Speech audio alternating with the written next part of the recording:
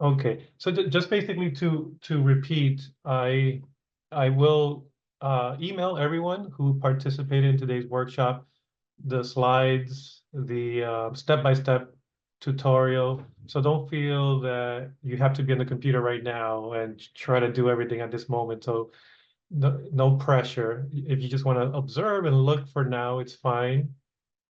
Because I will be sharing the recording as well as a step-by-step detailed instructions of what we're going to do exactly today. So let me start with sharing my slides. And just to share the agenda of what we're going to do today. I hope everyone can see the slides. Yes, we can see them. Perfect. Thank you. Thank you, Audra. Oh, there's a few more people. Here they come.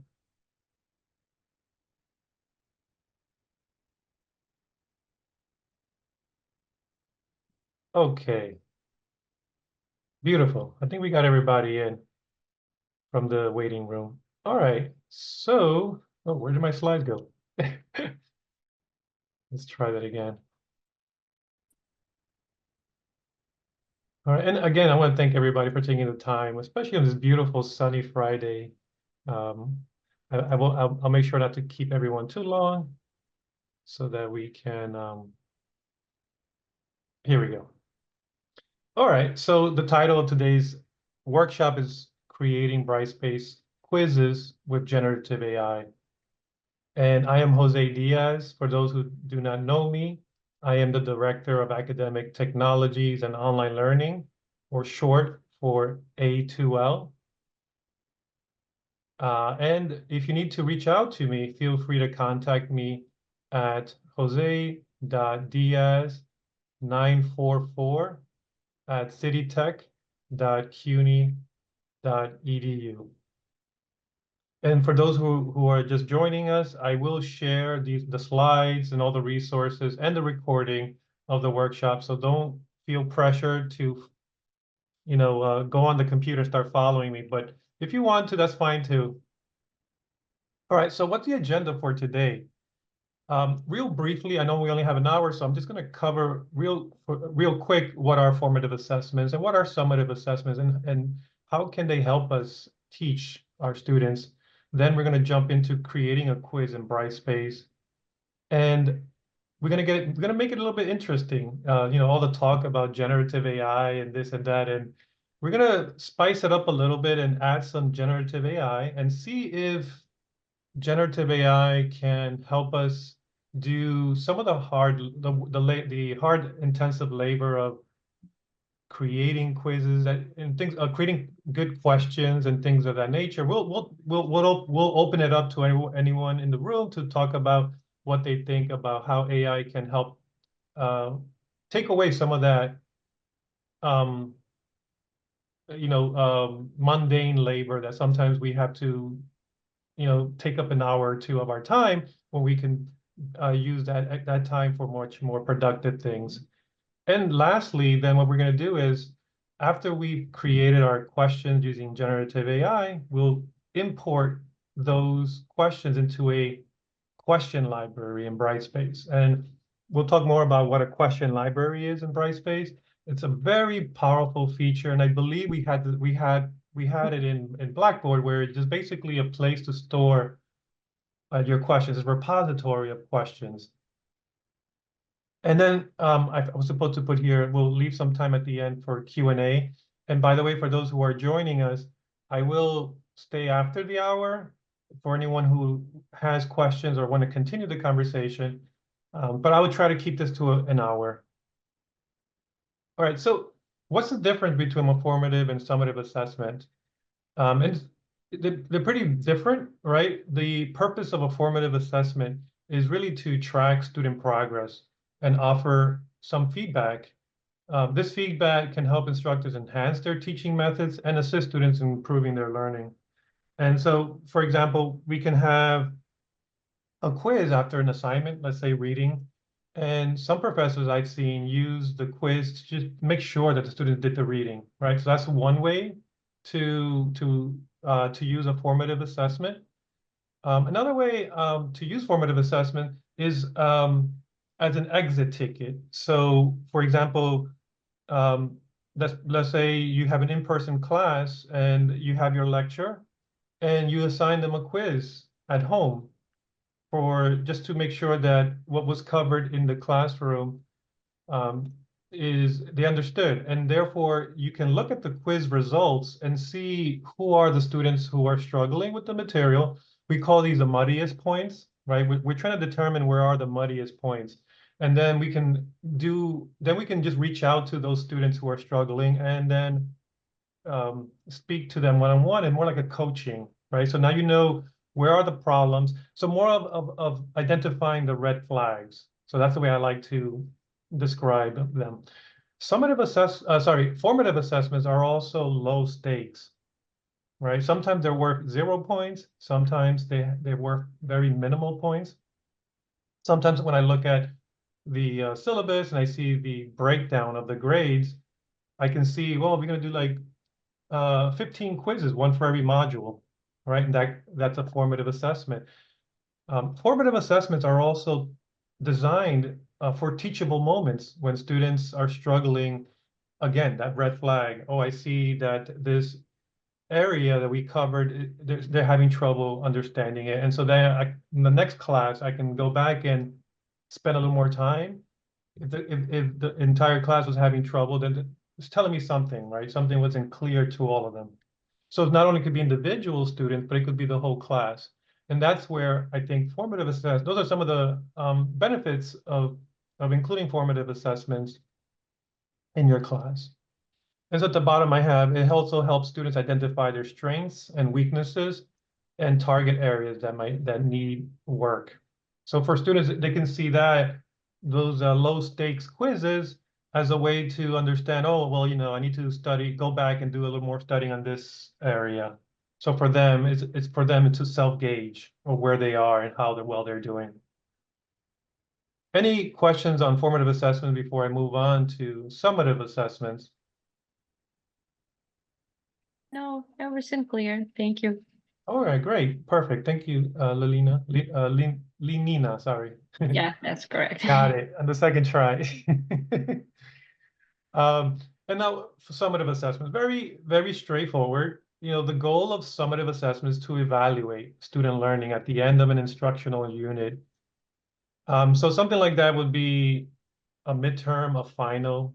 And what you're doing is you're comparing it against some standard or a benchmark, right? And so when we think of summative assessments, this is a one-time opportunity, right? This is your last shot. This is the big moment. You got to get this right. You have your chances with these formative assessments, these quizzes.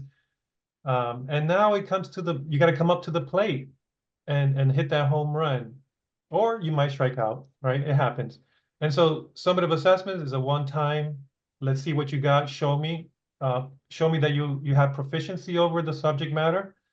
And at the bottom, I have a very interesting, or we should definitely pay close attention because there's times where I review courses and I sit down with faculty, and the learning objectives should align, right? They should align very closely to your summative assessments. We're not going to go into that, but I just wanted to emphasize that we should always, whenever designing a formative or summative assessment, that we are aligning those to our learning objectives. All right, and this is a real quick graph of what I just basically summarized what we just talked about. Formative assessments are low stakes, 0 to low value, helps recognize where students are struggling, allows opportunity for feedback. That's what we talked about, teachable moments, right? It's okay to get something wrong. And it's low stakes, so you're not going to worry too much as a student. The anxiety is not off the roof, and it allows you to then offer feedback, either personal feedback that you directly give to your students, or you can automate the process as well. And we'll talk about this later, is you can actually add feedback to a question on a quiz and explain why you got this wrong. We talked about teachable moments. It's okay to make mistakes because at the end of the day, you're going to learn something new. And you're going to understand why you got it wrong, which is really the hardest, the most important part when the students is the frustration. Like, I don't understand, why is it wrong? I study this back and forth, and why is it wrong? So that opportunity it opens up an opportunity for you to then explain to the student why they got that part wrong. Quiz, so examples of a formative assessment could be a quiz or discussion board, or turn in a research proposal for early feedback. And and we talked about verifying if students are doing the work, right? Especially if you're doing an online asynchronous course. Sometimes you don't know what they're doing. It's a mystery because we're not in the classroom together, and you're wondering. I get a lot of first-time professors teaching online, and they tell me, Jose, I can't believe it's too quiet. I don't know what's going on, you know. Okay, the food is ready, but let me tell to my boss first, okay? No, yeah, do the thing. Yeah. This one, no, that's I'm sorry, if that person can mute, I think we can hear your conversation. So something like that, where an online asynchronous course where students you don't know what they're doing, right? And so a formative assessment could be that way of understanding, have they done the reading? Have they read through the chapters, and are they doing the work? And so an exit ticket, we call those exit tickets, right? So that you know that they did the readings and etc. Summative assessment, real quick, are high stakes, high point value, one attempt to demonstrate competency, such as a midterm and a final. And one quick analogy that I like to use when talking about assessments is, let's think of a junior chef who's trying to become a chef. And here comes the chef, and they want to know, how did the soup taste? So the chef comes along and says, okay, junior chef, let me see what you got. Show, let me taste the soup. So what the chef is doing here is tasting for, does the soup bland? Does it need a little bit more salt? Is it missing something, right? So this is an example of a formative assessment, right? The students are coming to you, you're taking a taste of the soup, and you're wondering, okay, there's something missing over here. And this is an indicator to me that something is going on, something is wrong, and the student is going in the wrong direction. And this is my opportunity to jump in and say, well, let me sprinkle a little bit more salt on the soup, because I feel it's a little bland, right? And so this is an example of how formative assessments can be. Now we got to be careful. I don't know if some of you watch Hell's Kitchen. You don't want that guy barking and screaming at you, right? Again, formative assessment is supposed to be low stakes, right? Allow the mistakes to happen, and then we can work on solutions together with your student and put them back in the right track. And then what we have is the summative assessment, right? Now we're talking about, you're serving the soup now to real customers. That's your midterm, that's your final, right? Now you got the real customer paying actual money. They're going to that restaurant, they're enjoying themselves. And if that soup is missing some salt, you're gonna hear it. You're gonna, this is it. This is your opportunity. So that's a quick example I wanted to share. Now let's move over to the demo. How much time we have? Okay, we're doing good with time. So now I want to talk about, how can we actually do this in Brightspace, and also incorporate generative AI to help us do a lot of the heavy lifting for us. And so here I've listed some of the benefits of Brightspace, using Brightspace for formative assessments and creating quizzing. So number one is that in Brightspace, such as in Blackboard, there's auto grading. And what that means is that you won't have to spend the time to actually go through every student quiz or questions and grade them. If you're using multiple choice, a true and false question, or a multi-select, or matching questions, Brightspace will auto-grade those questions for you. So that's great, right? Because now you don't have to, let's say you have 30 students, and now you're thinking about doing 10 quizzes or 15 quizzes, one each module.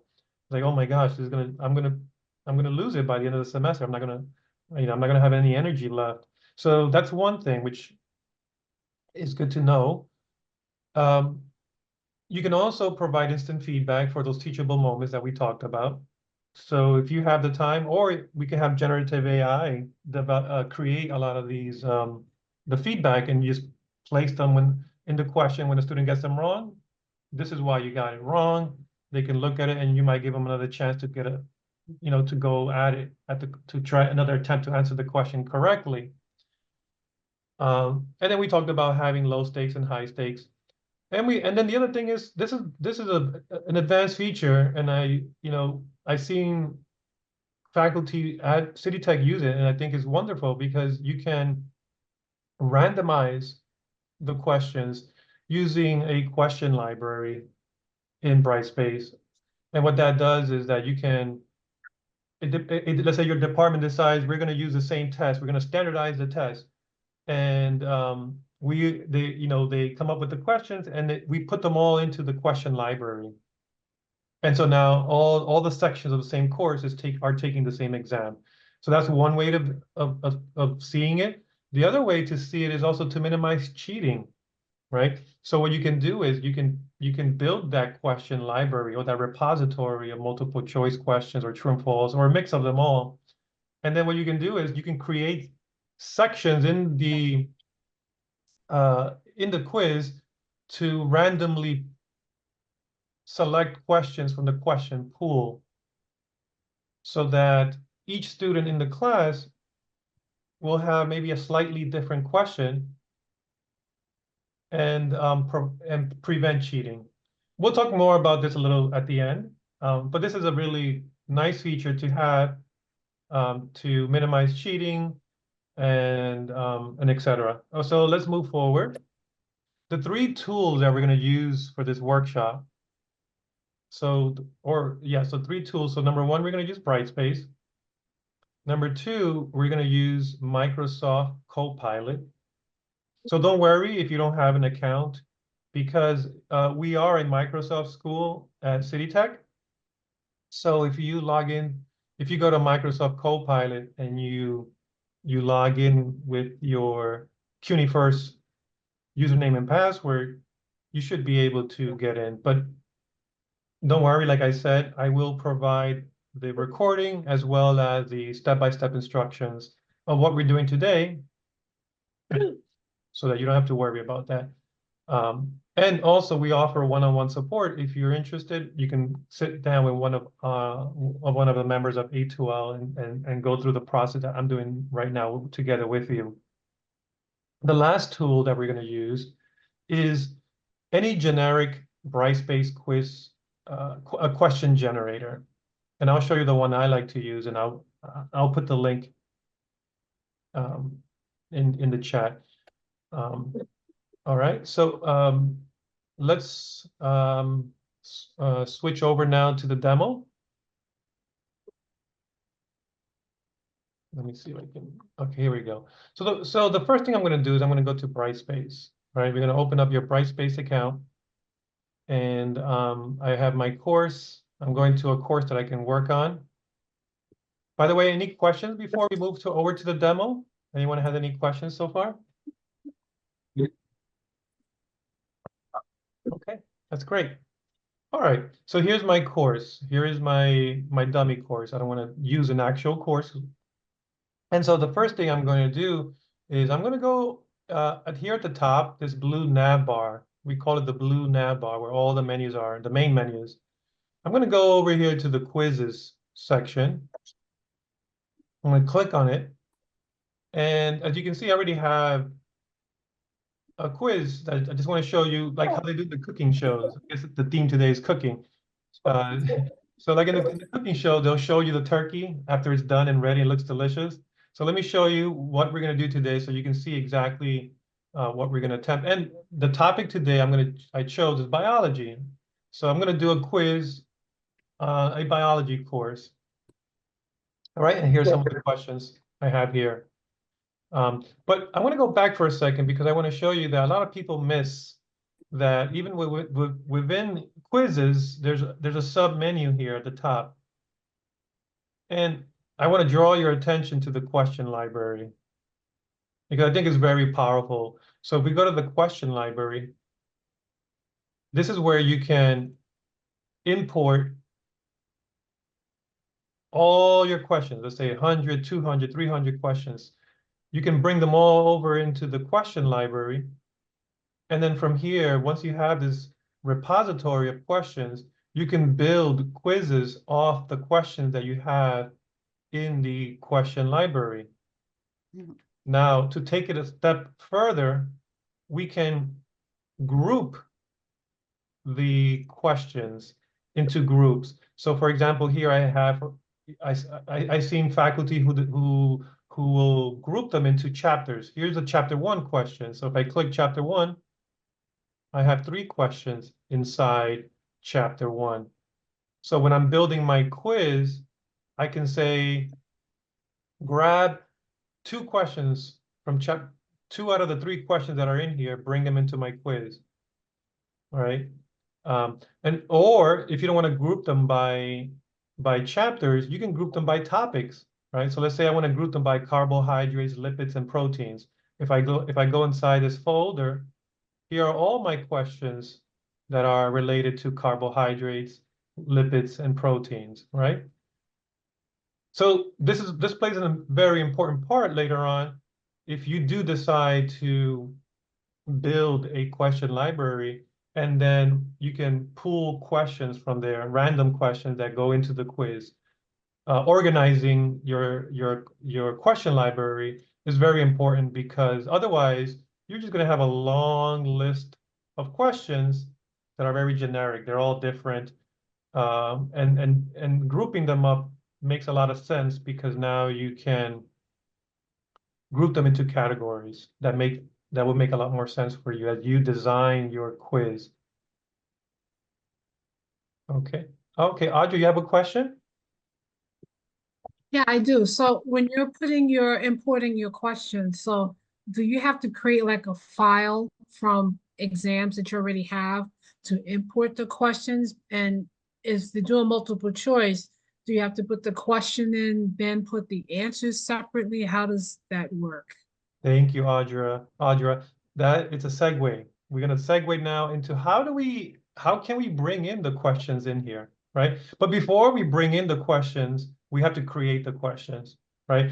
Some of us have third-party vendors like McGraw-Hill and Pearson's and those third-party vendors and those textbooks, right? Those that sometimes they will provide you with a question bank. If you're one of those, you're fortunate and you have those question banks and you can lean on that, then yes, you can go to McGraw-Hill or Pearson's and you have access to that question bank, and then you can import those questions into the question library by going here to import, upload the file, and it has to be in a specific format. It has to be a CSV file. But let's pretend we don't have a question bank and we're starting from scratch, and we all know how hard it is to start developing really great questions. So the next tool that I want to introduce to you, and we talked about, is Copilot, right? Microsoft Copilot. And if you haven't used Copilot, no worries. This is something that we're all gonna, if you haven't tried it, there's no reason to be afraid or anything. We're just experimenting and we're going to play with Copilot. And so I want to create some questions. And I have a document, and I know most faculty have a document that's almost like a cheat sheet. So for example, I found, since I'm teaching a biology course, and so I have a PDF that I really, a PDF that has a lot of the material that we're covering in the course. And as you see, well, I found this on the internet, so I'm just borrowing this from another course. So this is basically a cheat sheet, and it groups. You see how every page has a specific topic, right? It's covering different things. So this is very nice and organized. So what I did was I I downloaded this document as a PDF. Now you might have your PowerPoint slides. You might have your lecture slides. You might have an ebook. You might have a document that has all the terminologies for a specific module, and you want to test them on that. Anything that you may have, like a PDF or PowerPoints, any of that is the knowledge source that we're going to use to then import into Copilot. And then what we're gonna do is based on that knowledge base, that document, that PDF or that PowerPoint that you have, we're gonna draw questions, generate questions from that knowledge, that document, that knowledge base. Okay, that makes sense to everyone, or is anyone confused on what we're gonna try to do right now? We're gonna take a document that you use in your course and that you want to assess your students. It could be something that they actually had to read. It could be the assignment, right? It could be that Times article that you assigned them to read. You can take that document and we're going to ingest it into Copilot. And then we're going to write a very simple prompt. And I already have one made because I already did this ahead of time. And I just wanted to make sure. So what I did was, let me just copy. Actually, I could hit the copy button. And I'm going to start from fresh, right? So once you're logged in, you're going to see this screen at the bottom. There's an area for you to type. It says message Copilot, and then it has a little add a file icon, the little clipboard icon to attach a document. And so I'm going to paste my prompt. And basically what I wrote here was, please create 10 multiple choice questions on carbohydrates, lipids, and proteins based on the attached document. So remember, if I go back to the document, there's a chapter specific to carbohydrates, lipids, and proteins. So even though this has over, I don't know, several pages here, it's gonna ingest all the data that's in here. But I only wanted to focus on carbohydrates, lipids, and proteins because later on, the next quiz will be on nucleic acids, ATP, water, and inorganic ions. So I'm just feeding it all the data first, and then I'm going to build a folder for every chapter in my question library. That sounds good to everybody? Sounds good? Yes. Perfect. All right. So let's go back to Copilot. And then what I did next is I said, please start a new line after each possible answer. So basically give me a break or a return, a carriage return for every multiple choice. So A will be 4, B in a new line, right? So I'm asking it to do exactly the example that I have here at the bottom. Please start a new line after each possible answer and use the following format below. So I gave an example of what I wanted to produce because this is so important, because this is the format that Brightspace will accept. This is the format that Brightspace will accept. It has to have a number before it, a period, then the question, then I have possible answer is A. The answer is B because it has an asterisk. C, and then, Jose, yes? would you mind pasting the prompt in the chat? I Yes, need it. I'm following you on a different thing, but I just want to make sure that I have the right instructions in the prompt as to the output format of the quiz. definitely. And thank you. And again, Thank if I miss something on the chat, please jump in. I'm pasting that prompt. I'm pasting the prompt into the chat, right? So everyone can see there. And so what's very important is that when you're developing a prompt, and now by the way, a prompt is how good is the prompt is how good you're gonna get results. Garbage in, garbage out. If it's good results, right? So what I'm trying to say by that is that sometimes this prompt might not give you exactly what you're looking for, but it's okay. It's not a problem. It's an iterative process because after I submit this prompt, if I don't get the results that I'm looking for, I can follow up with a second prompt and say, well, you know, I don't like how it has 4 possible answers. I want it to be 5 possible answers. And then I'll add, okay, E. So now I have A, B, C, D, E. Right? So don't try, you know, don't try to, I mean, you can do your best in the first attempt, and then most likely it's going to be iterative. You're going to be, oh, well, I don't like, you know, maybe change this and this, and then you can, until you finally are happy with the results you're getting. Okay. So, the last sentence in my prompt says the asterisk represents the correct answer, right? Because we need to tell Brightspace which is the correct answer. And that's what the asterisk is. So the answer is B, 5. 5 is a prime number, right? Okay, so I gave clear instructions. I want 10 multiple choice questions. Focus only on carbohydrates, lipids, and proteins. Based on the attached document, please start a new line after each possible answer and use the following format below. The asterisk represents the correct answer. Okay, and so does anyone know what I'm missing here? Does anyone want to jump in and say, Jose, you forgot something?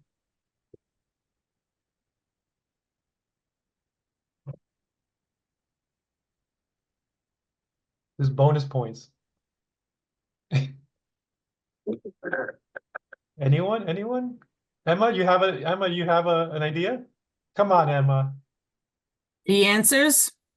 Well, I gave the answer. The answer is the Yeah, no, I'm laughing at the bonus points. I don't try Friday afternoon. Well, on my prompt, I told Copilot here that please create 10 multiple choice questions on carbohydrates, lipids, and proteins based on the attached document. So it's going to ask me, if I hit submit, it's going to ask me, where's the document? You never submitted a document, right? Yep. Right? So we got to add the attachment, right? So here, add a file. I'm going to click on the clipboard, the little clippy, and then I'm going to go into my folder. I try to keep everything organized here in my desktop, biology course. And here is my biology cheat sheet. And it's identical to what I already showed you on the top. This is the same file. I'm just ingesting the document so that Copilot will analyze it and then build a knowledge base so that I can generate the questions for me. Right? So I'm going to click the biology cheat sheet. No, Yes, you have a question? no, sorry. All right. So I click open. As you can see, it's uploading the document. And there it is. Now I see my biology cheat sheet. My prompt looks like it's ready to go. And then I click submit. And then it's going to take some time for it to generate. All right, look at that. So it gave me my 10 questions. Right. The only problem here is that it didn't listen to me. I wrote here, please start a new line. Let me ask it one more time. Let me copy that and try that. See, this is the part of the iterative process, right? I like the format. The only problem is I want A at a new line, B at a separate line, C at a separate line, because that's how Brightspace needs the formatting to be. Jose, I just used the prompt that I posted on the chat. Can you please make 15 quiz questions? I actually asked for true, false as well, based on the attached slides. So without giving it the instruction as to new line, every other answer, and so it did produce the right format. I just had to update that prompt and say, please indicate with an asterisk the correct answer. But in that case, Copilot used the asterisk to make the right answer italic. So I guess I have to provide an example for the asterisk as you did as well. That's an excellent example of prompt, the iterative process of engineering your prompts, right? So sometimes you might see something different, and then you might have to just create another line and say, like I just did right now. My first prompt created my 10 questions, but it wasn't the format that Brightspace would accept. It's on all like on one line, which is not, you see A, then B. It doesn't like it like this. It won't accept it. And then so I wrote, just like how you just said, I said, well, now please start a new line after each possible answer. And then now I finally got what I want. See, this is exactly what I needed is a number one at the top. Oh, I just noticed it removed one of the answers, A. So you see, sometimes you're gonna get funny things that happen like this, right? Here, if it didn't add the A. So here I It would had- say, It has the A Yeah. there. Oh, but it did. It's On the top. right after the question mark. Oh, thank you. I missed that. So things might happen. You know, you might not get the same results every time. So this is the process of, you know, the iterative process. You might have to go back in and change things. Now, how is this possible? How is this powerful? Is, you know, you can generate 100, 200, 300, 400 multiple choice or whatever, it's true and false or a mix of them all. And this is how you can build that question library, right? Now, again, it really depends on the document or the knowledge base that you feed into into Copilot or ChatGPT or whatever, you know, system you're using. It's really, in this case, I can clearly see that it's really focusing on this part of the section of the cheat sheet that I ingested. So it's really carbohydrates, right? So from here, the next step to answer, I think it was Audra's question, right? Now that we have, well, actually, before we do that, let me just say one thing is now, this is the part where you as an instructor really have to pay close attention at these questions. Are they quality questions, right? You're going to go in here and look at them very closely.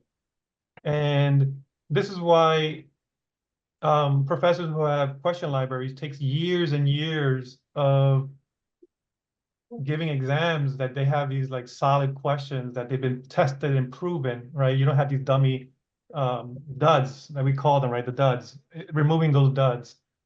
And so now you would take some time, review the results that you've gotten. And if you see something, sometimes if I'm looking for 5 questions, I might ask it to give me 10. So I can get rid of the 5 that are not worthy and just focus on those 5 that were good.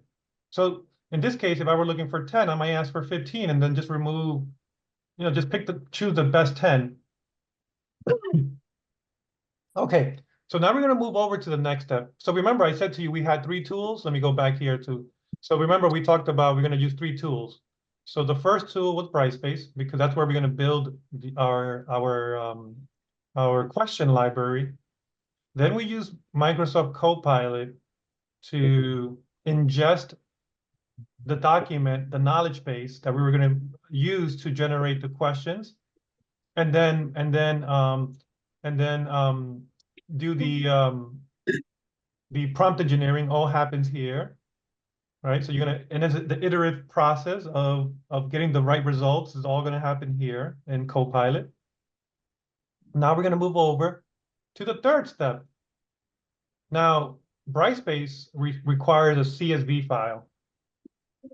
I don't like working on Excel. If you feel confident on Excel, that's okay. You can do it, you know, then you can just copy what we got here. You will copy, sorry, let me use this one. You can copy all these questions. Oops, let me just, let's say if I want to highlight, you know, the questions that I think are the best ones. And then I can put this on an Excel spreadsheet and then, you know, submit it through a CSV file. I don't like doing that way. I want it to be a little easier for myself. I'm not an Excel expert and I just don't like to mess around with Excel. I just want to do this quick and easy. So I'm going to copy my 10 questions. And this is the third tool that we talked about over here. I'm going to use a quiz generator. And so you can go to Google and type in Brightspace quiz generator, and you're gonna get a lot of them. I like to use the Carleton University one. But feel free to use it. They're mostly all the same. But I always use the Carleton University. And when I share when I share the slides with you all the links are already in here. So the link to Brightspace is there, the link to Copilot is here, and then the link to the quiz generator is all here. So, all right, so I'm going to use a Brightspace quiz generator. And this is the Carleton one that we saw here in the Google search, the Carleton University. So this is what it looks like. So what does a quiz generator do for you? The quiz generator is going to do three things for you. It's going to allow you, number one, it's going to give you an example of the format that Brightspace takes for, let's say, a multiple choice, a true and false, short answer. So let's say multiple choice, that's what we're doing. Hit create, and it gives you the formatting. This is how I got the formatting for Copilot. When I designed the prompt over here, when I said to Copilot, use the following format below, that's where I got that format is from here. All right, but I don't need that format because I don't need an example question because I already have the 10 questions that we generated on Copilot. So the first thing I have to do is I got to give it a name. So let's call this biology quiz. The second thing that the generator is going to do for you is once you paste all the questions, 100, 200, 300, however many questions you paste in here, it's going to look like that when you paste it in here, right? Actually, I wanted the one that had that should be okay, but let me just do 5 of them. I don't want to do so many. Let me clear the test question. I'm gonna choose 5 of them. I don't want to do too many. So let's do about 5. I'm gonna copy the first 5. And let's go to the test generator. I'm gonna paste it in here. And it's gonna look like this. So the only thing that we have to do here is just to make sure that the formatting will match the Brightspace formatting that's acceptable by Brightspace. One of the things I see that's a problem is I need a space between each question. So that will fix that. The other thing is I realized that when I did the copy, it didn't add the number here. So when you copy, just make sure that the question number is there, or else you're going to get an error message. I'm just doing it from here because I want to show you that you can edit directly from right here in the test generator. All right. So now I have my 5 questions. So here are my 5 multiple choice questions, and it has, oh wait, I have to put the return here because the A has to be in a separate line.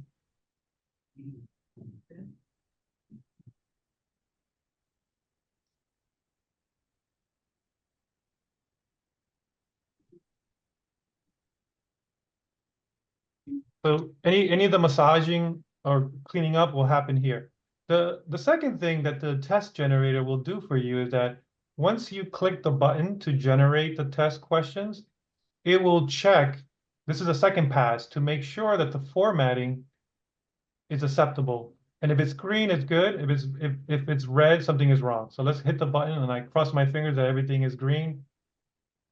Oh yeah, look at that. Okay. So basically, it's telling me the formatting is acceptable to Brightspace. The third thing that this will do for me is download the file. It will convert it into a CSV file that's acceptable by Brightspace. So let's do that next. So I'm going to click download. I'm going to save into my biology folder. And I'm going to give it I'm going to give this a different name. I'm going to call this carbohydrates or carbs, just for short. And you see it's saving it as a .csv file. So I hit save. That's it, right? So now I have my file with all my questions. the next step is now we need to import. This is Audra. This is now we're heading to the question, right? Now we're finally heading to the answer to your question.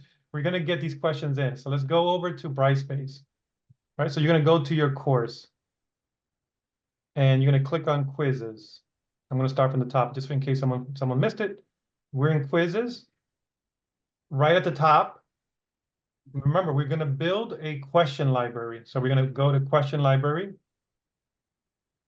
We're going to click import, upload a file. I can either drag the file into this box or I can just click browse.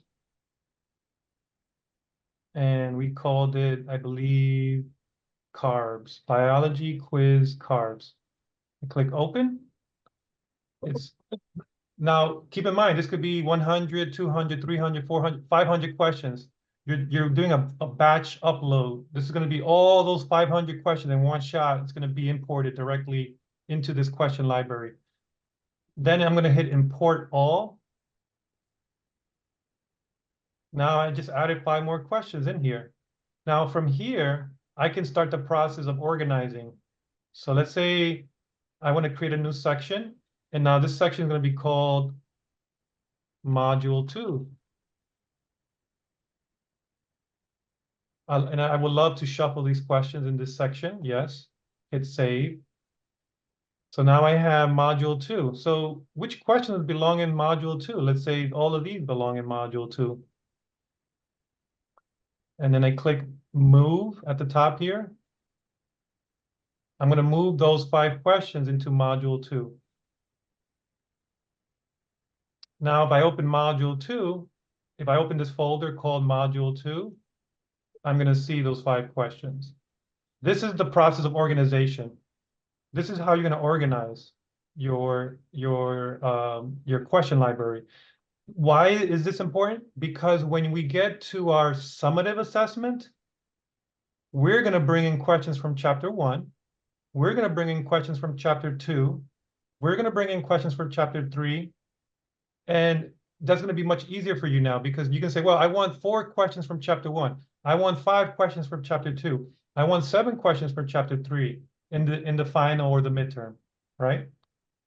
Because now we're doing a summative assessment. This is why organizing yourself can be very helpful. Another way to organize is you can do a new folder and organize by difficulty.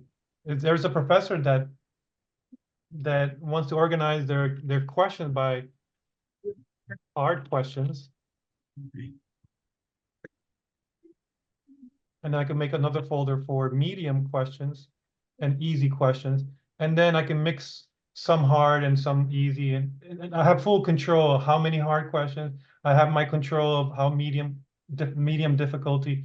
So that's another way just to throw something out there for you to think about how you can organize these questions. And this is, I believe, where your departments can really work together and say, well, there's 5 professors and we all want to put our want to build our own question bank, question library. You guys can all team up, help each other and then share this question library and help each other out. Now makes it easy for everyone. Why reinvent the wheel when we can all work together? Isaac, you have a question? Yes, just wanted to add, Microsoft Copilot is an excellent tool. I never used it, but I did use ChatGPT, and I wanted to just mention that in my prompts, I added a percentage. I added text to ChatGPT, and I said, from this text, make 20% critical thinking questions, 10% like difficult questions, 70% this type of questions. So this way you kind of like get all kind of, so you could modify your prompts and you could get critical thinking questions, easy questions, and so forth. And also in my prompts, I added for each answer, provide detailed justification from the text. So this way, that's going to be my feedback to students. I just wanted to just mention this. Beautiful, beautiful. Thank you, Isaac, for sharing that with us, because my prompt is very basic. What I did right now was very simple because I want you all, those who haven't tried doing something like this, I want you to just start very basic. But what Isaac just did is he took it to another level now. Once you get the hang of it, you start playing with ChatGPT or Copilot, you start realizing, oh my gosh, I can, there goes a whole hour, 2 hour that I would have to do on my own, figuring out how to do all this. But with a quick 1 or 2 or 3 prompts, you start realizing, oh my gosh, this is a time saver where now I can really focus my time on doing other much more productive things in the classroom. Thank you, Isaac. That's a wonderful suggestion. And to Isaac's point, you can now start say, well, give me some true and false. And now when you're organizing them, you can say a true and false folder that you have in your back pocket, or like we were saying, a difficult question. And so that's that's how you would do that. Now let me show you one last tip. This is going to help you a lot. So now you can work on your own and build your own question library, but I believe in the power of numbers. So if you have a team in your department and you all want to work together and develop this question library, hey, go for it. And it's always better to work in groups. So let me show you this one last tip. And so now I'm going to go back into the quizzes. Oh, Audrey, you want to go ahead? You have a question? Yeah, just so when you're building your test generator, if you put in a lot of questions in, can you put them in a little bit at a time? Like, let's say if you want to do 10 or 20 questions at a time, go through it, then go back, because to put like 200 questions in at one time could be quite overwhelming. Excellent question. Thank you. And I skipped over that. You're right. Yes. The beauty about the test generator is that you can put a couple here. I like to do in groups. I'll do maybe in the groups of 5 and 10s. But again, depending on the output that you get, you might already you can just copy one just to see that the output that you got from Copilot or ChatGPT gives you a green light, so that you know for sure that the rest are going to be good. But yes, you can do them in groups of 5 and 10, so it's not overwhelming. But Yeah. at the end of the day, I want them to be all green. And just one other thing. So I'm teaching next semester. So let's say I want to have a one-on-one to put to work. Could I contact ATOL to do like a one-on-one with me as I start doing this in case I forget? Oh yes, of course, of course. Feel free to reach out to us, and everyone here who attended will receive the copy of the recording, and also I will put the tutorial step by step of exactly what we did today in a easy handout that you can follow along. Let me show this last. Jose, Yes. can I ask you a quick question also? If you go to the imported questions on Brightspace, would you mind clicking on one of those questions in the question library? Sure. Let's say we go to which of the following is a mono. Any. Yeah. I was challenging myself to see if I could pronounce monosaccharide. Yeah. So I'm just wondering what my mistake is, because I don't see my checked answer, the correct answer. I was wondering if this is the same that you see. Okay, I'll work around it, I think. You don't see? I will try to debug the way I did it. Sure. Make sure that when you prompt ChatGPT or Copilot, that you make sure that ask to put the asterisk on the correct answer. Yeah. The asterisk is crucial. Yeah. This little asterisk right there. I did that. Yeah, but we'll. Yeah, I did this. Yeah, I will definitely sit down with you after, and then I will. Yeah, sure. I will stay after, but I want to show you all one more trick, and I think this is going to be very valuable. So this is the question library, but I'm going to jump back over to the quiz. I think this part right here is really cool, and I want to share this with you all. So here, I go back to the biology quiz. And this is how I didn't have time to go through the settings. Maybe at the end I might have a little bit more time, but I want to show you this last trick, because here is where you can go to create new, and we're going to do a question pool. So what I did was I went to the quiz that we're working on. I click create new. I went to question pool. And then I'm going to call this chapter 3. So this is the section that's going to have chapter 3 questions in my midterm.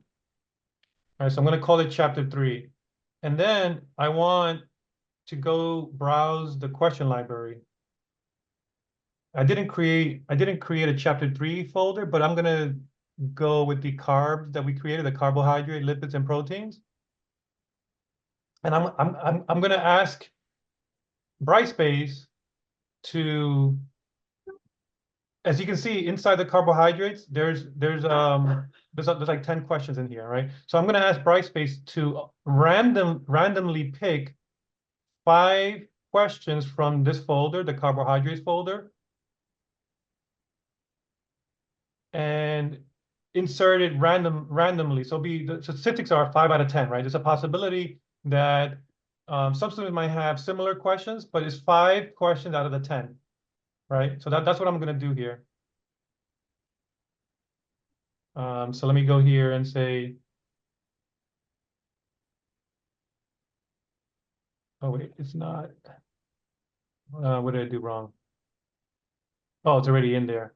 Okay, so I already have imported that question. So let me grab, let's pretend it's module 2, right? So let's grab from module 2, and I click import.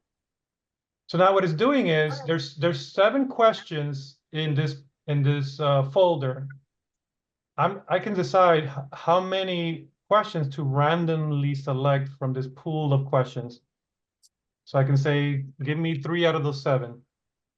And then how many points? So this could be your Isaac, this could be your difficult, your medium or hard or easy questions, or it could be your chapters.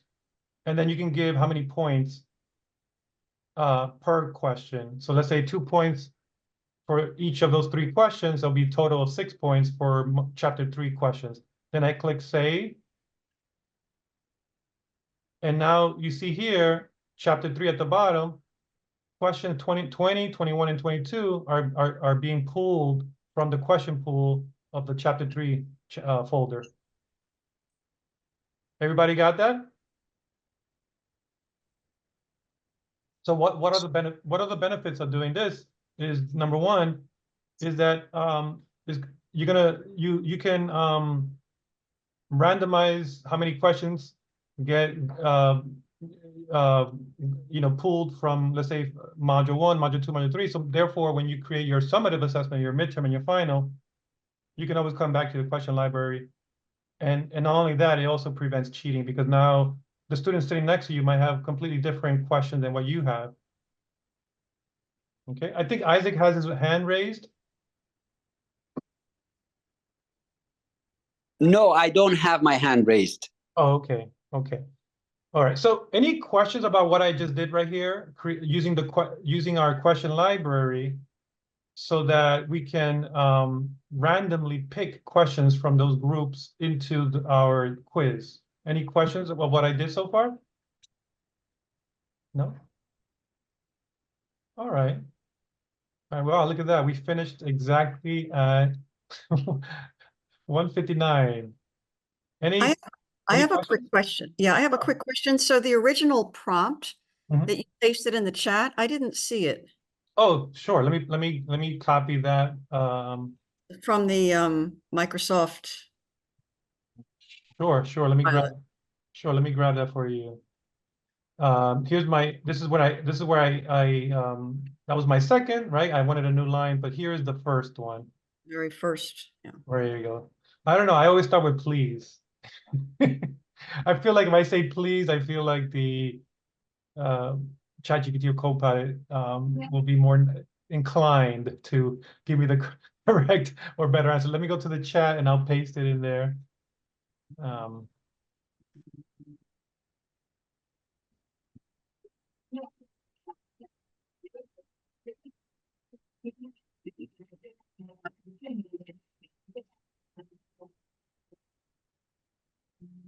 If Jose, while you're pasting that one, if I may add, your prompts should be very short, and whatever you tell them, like let's say your prompts will tell them, use this text, make this. So after each sentence, like make short sentences and just add full stop.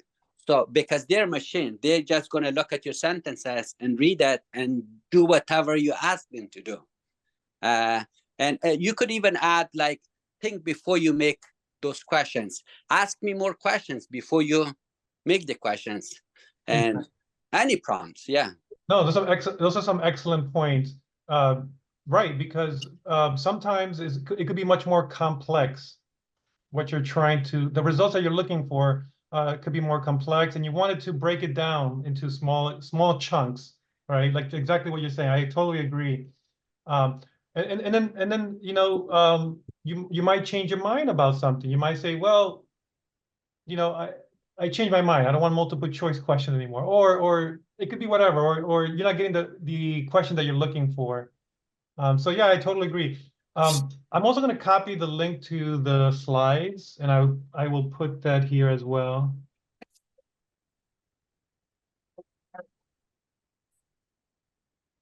And so the slides are there, and then I will also share the recordings. Any other comments or questions? Anybody else wants to jump in there? Very helpful, Jose. Thank you. I know there are people in the nursing department using this to test students. So yeah, it's very helpful. Thank you. Sure. Thank you. Sure. And again, if you need the support, if you need that one-on-one support and just try it with somebody together, feel free to reach out to me. And we will be happy to schedule one-on-one to just try it out and for you to get a feel for it. The other thing I also like to say is that play. We always say play with it and then try to break it and then utilize it. Those are the 3 steps I usually do. Is I try to play first, see what's possible. Sometimes I'm always learning something new. Isaac gave us some very great suggestions, right? And so you experiment, and then after you feel more comfortable, try to break it, and then once you've done that, utilize it to your best advantage. George, you have a question? Yes, but I think I'm gonna have it right after this is done because it's just one thing that I want to have out there. I want to use it quite quickly because the students are looking for it. Oh, you mean the quizzes in your class? No, this is going to be on the discussion. Oh, I see. Oh, so Yes. yeah. So discussions are another topic too. You can help you generate some good discussion point prompts for your discussion in your course discussions. You can same way how we were prompting over here. Let me just go back. Just how we were asking it to where is it here? Please create 10 multiple choice. This could easily been, based on the biology cheat sheet that we ingested or that we uploaded to Copilot. We can say, well, generate 10 discussion prompts, and then you can involve critical thinking. You can talk about open-ended questions, because those are the toughest. When we're trying to come up with some great discussions, those open-ended ones that you want to, so the students are not saying, well, I agree with John, I agree with Mary, and there's always, I agree. Everybody agrees with each other. Everybody wants to be nice to each other, right? So you can also use these for discussion prompts as well. Thank you. Sure. Okay. All right.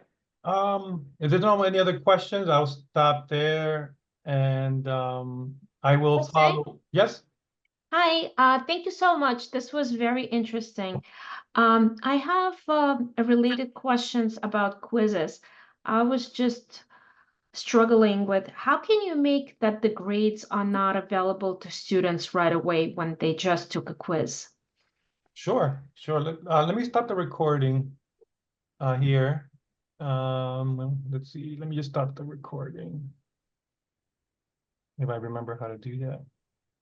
Yeah, here it is. You go on top and they just stop. On the top of the desk. It should be at the top on the recording where it says recording. Yeah, I don't see. It's okay. I'll leave a recording.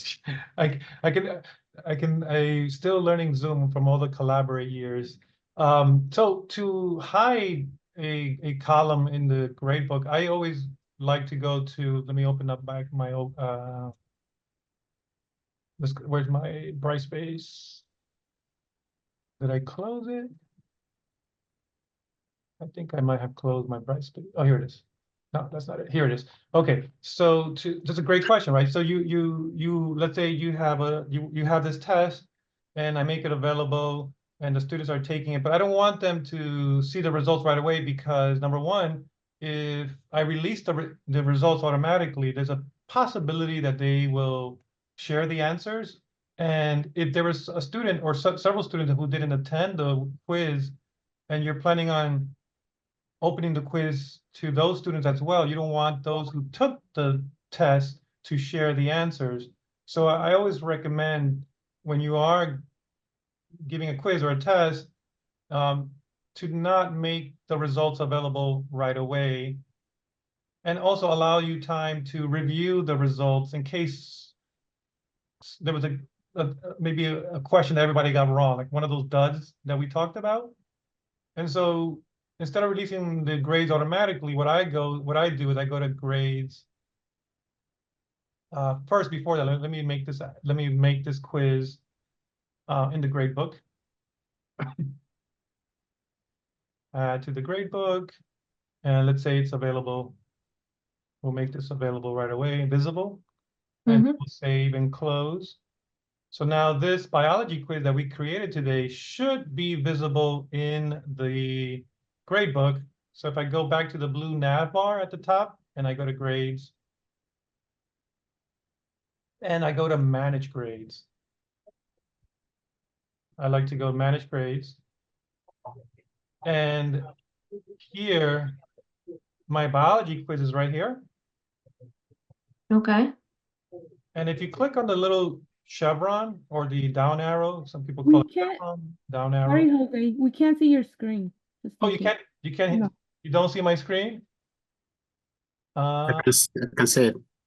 Let me try that one more time. Share screen. Sorry about that. What about now? Yeah, it's visible. Yeah. Oh, okay. Sorry about that. Thank you. So here, the biology quiz, I can click on the little chevron and I can hide it. Oh, okay. Now I can see it. Thank you. Yeah. So just to go back real quick, I was in quizzes. This is the biology quiz. And I just make sure that it's in the gradebook. And then I clicked visible here. I made it visible, right, to our students because they're going to take the quiz. And then I hit save and close. And then I went back to the blue nav bar at the top. And then I went to grades. And here you see this manage grades, right?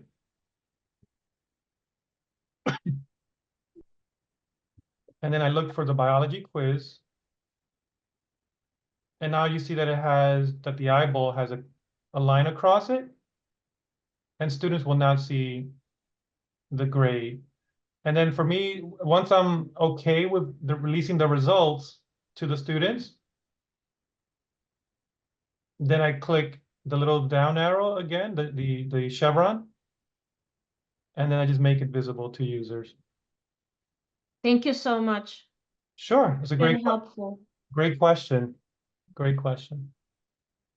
Many thanks, Jose. Yes, no, I just figured out what was wrong, and I didn't add the correct answer. So there was once I had the way I structured the answers A, B, C, D, I had a tab in front of each answer and then the asterisk. So this tab is something. So even though it went through the process of creating the right CSV, I did get all the green screen on the generator. The answer didn't show when I loaded the file in the questions catalog. So I had to get rid of the tab before. Interesting. So now I'm good. So, Yeah. and this is what I like when we share experiences, because I would have been banging my head on the wall like, what? It's showing green. Why is it not taking it? So it's like Exactly. the formatting is, as you can see by that Very example, important. the Mhm. formatting. So this is why I like using the quiz generator at the second pass. And so you see how I don't have that tab like you must have had. Mine are all straight line. You see the one and then A, B, C, D. Can you also share the link to the quiz generator in the chat? Yes, everything. Yes, let me do that right now. Sure. And it will. You will find it here as well in the slide that I will share with you. But let me get that for you right away. Thank you. Sure, not a problem. Here, I'll copy that, and then I'll go into the chat, and I'll paste it there. And you're not. I see what's going on. I gotta send everyone in the meeting. That's why my chats were not going through. Okay, now it went through. Yeah, Zoom gives you so many features, like it overwhelms me sometimes. But you don't have to, you're not forced to use this generator. Like I said, you can just go to Google and do Brightspace Quiz Generator, and you're gonna get a lot of them. I just like the first one, Carleton University, and you click on it, and it takes you directly in here. And now going back to what Isaac said earlier, if you click the types of questions, you can choose now to say, well, now I want some true and false. You know, it will give you the formatting for true and false. So basically the formatting will be just like that. It would be number 1, 3 is a prime number, is 3 a prime number? And then the answer doesn't require an asterisk. It would just be true here, and that would be the answer. So you see how it varies. The true and false is very different than the multiple choice. And I then, have another question. sure. I use a lot of images in the questions. So how would you use that with the question generator? That's an excellent point. You won't include the image in the generator. Once the questions are in, then so let me explain. Let me go back. It's probably easier. I'm hoping you can see my screen, right? Yeah, I can. Okay, perfect. So I'm gonna go back into the biology quiz. Okay. I don't know how I got what is the capital city of Honduras in my biology quiz. But if I go to, let's say, what is the main role of ribosomes in a cell? And I go to that specific question, and I want the picture of the ribosomes in here. You can add the image to after the fact that after you've imported the questions into the library, you can just go right here. You see, I clicked on the body of the question, Right.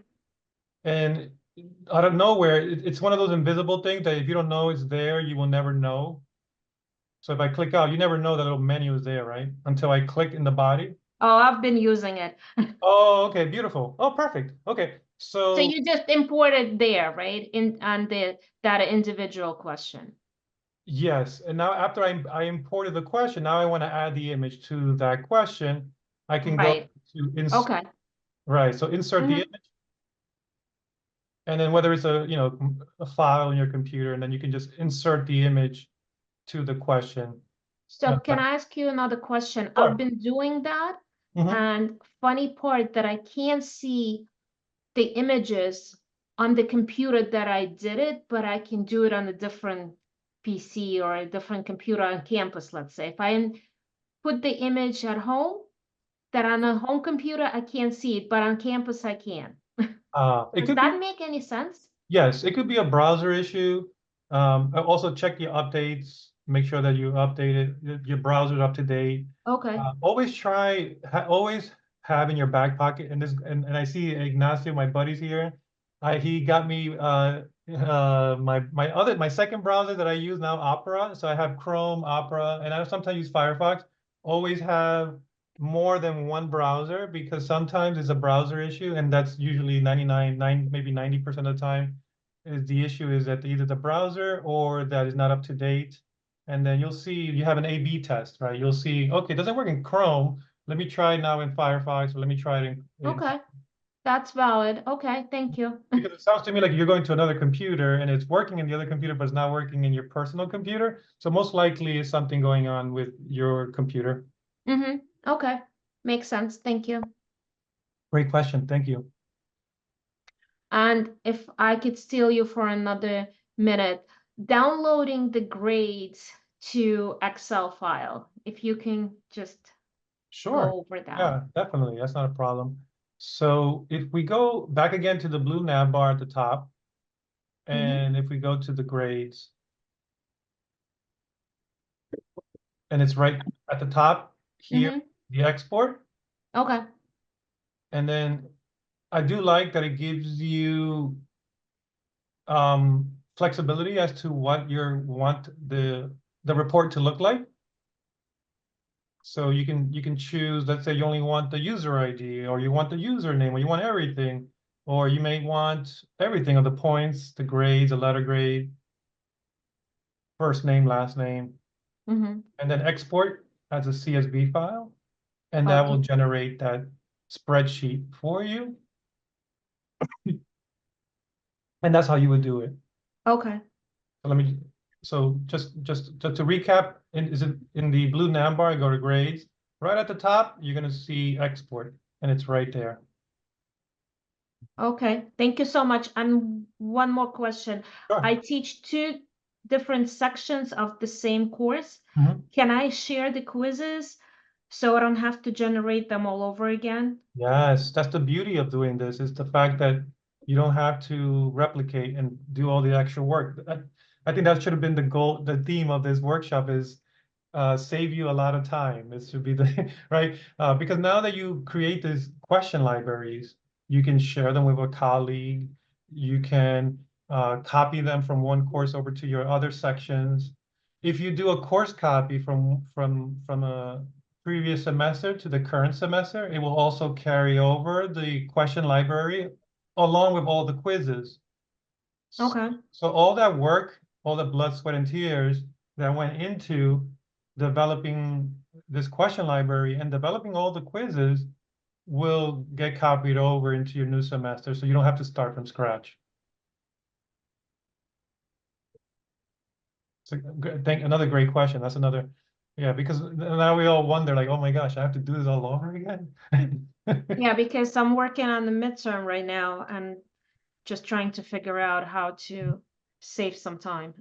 Yeah, you know what's going to happen is after every semester, that question library will get stronger and stronger and stronger. You're going to start removing those duds, especially if you're working with a colleague who is in your department and they're willing to collaborate with you. Yeah, of course. It makes that process so much easier. And there are some departments that do standardize their midterm and the final. They all have this, they all give out the same midterm, right? So, and then the reporting, right? So then you can do the reports on those quizzes, but I think I should stop there unless anybody has any questions. I can go on. I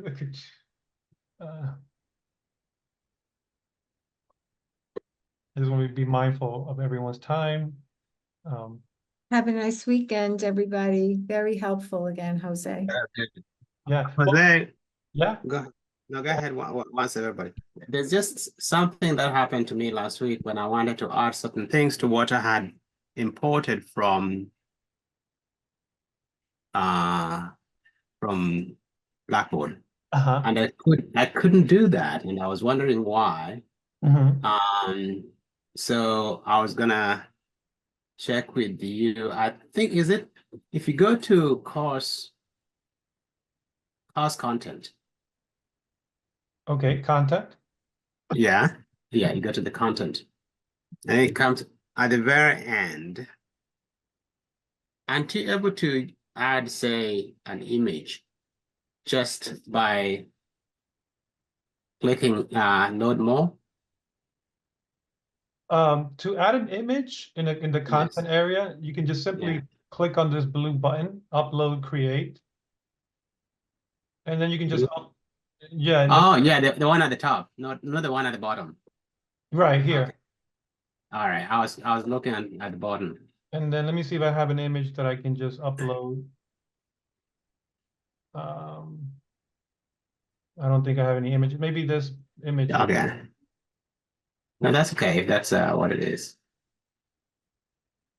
Yeah, there it is. So then it shows the image, right? When they click on it, the image will, there it is.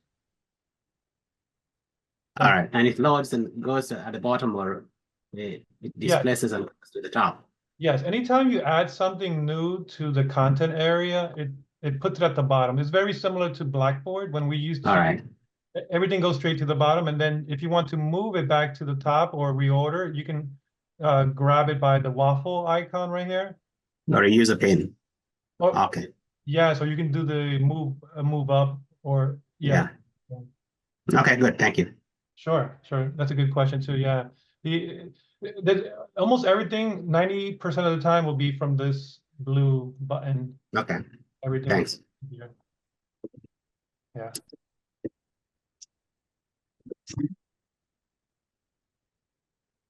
Okay. If there aren't any more questions, I will stop sharing. And oh, let me do a little plug real quick. This is the first of the elevatED workshops. We're going to have some more. The next one is also going to be with an AI theme. And so I will send out emails for anyone interested on, I think I'm going to have a guest, Professor David Smith will join me on the next workshop, and we're going to talk about how using AI in a much more at the basic level, as an entry level for those who haven't yet tried it and are probably a little bit cautious or need a little bit of a push on how to use it, or if you're struggling on how can it help me, and then we're going to all come in together, and faculty are encouraged to bring their course materials that we will use then to create assignments. It's much more of a brainstorming session, and Professor David Smith will accompany me in that workshop. So just keep an eye out for those emails I will send out. And so I will stop here, and I will email everyone who attended the workshop, the recording, all the slides, and all the links and resources that we used today. I just want to thank everybody for coming and spending an hour and a half on a beautiful Friday's sunny day still. So thank you all for joining me, and feel free to reach out to us. We are A2L, Academic Technologies and Online Learning. And if you have any questions, you can always come by, say hi, or email us. We'll be happy to assist you. Thank you so much. Have a great weekend. Bye-bye. Thank you. Very much. Thanks.